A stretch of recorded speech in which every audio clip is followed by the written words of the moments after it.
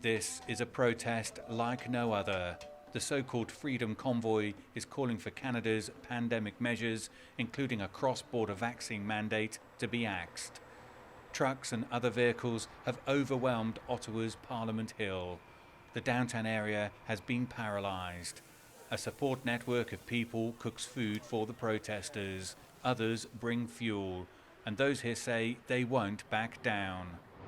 I'm not going anywhere.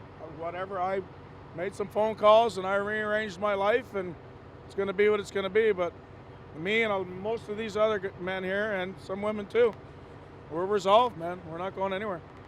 This has to be fixed. It's about our children, our future.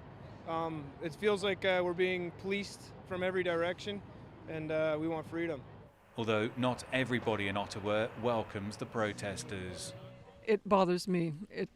I think it strikes at what a lot of people feel about what they feel Canadian values are, and we cherish freedom, and this is not about freedom. The protests have already spread to other areas. The Ambassador Bridge, a critical border crossing between Ontario and Michigan in the US, has been blocked to some degree now for 3 days.